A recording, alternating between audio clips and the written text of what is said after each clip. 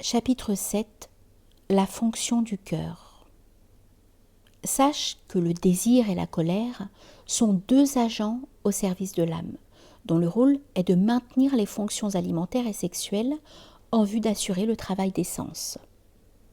Par ailleurs, l'âme est au service des sens, lesquels constituent un réseau pour l'intellect et un ensemble d'informateurs, grâce à qui celui-ci peut voir la création du Tout-Puissant.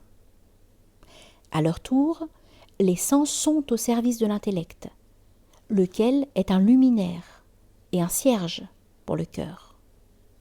Grâce à cette lumière, le cœur peut contempler la présence divine.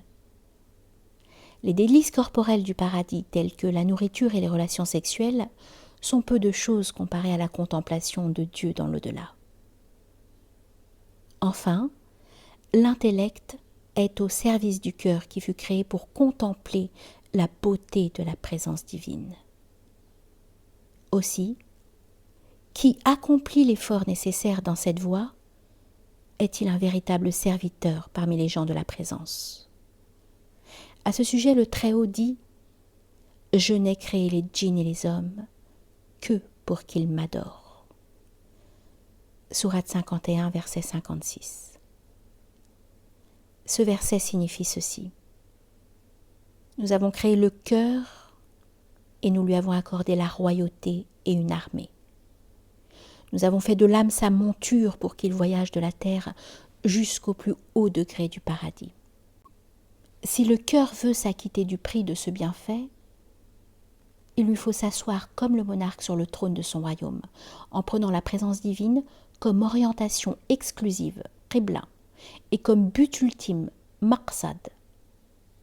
Il doit considérer l'au-delà comme sa véritable patrie, l'âme comme sa monture, l'ici-bas comme sa demeure temporaire, les mains et les pieds comme ses serviteurs, l'intellect comme son vizir, le désir comme son représentant, la colère comme son agent de l'ordre et les sens comme ses informateurs le renseignant, chacun sur des dimensions du monde créé.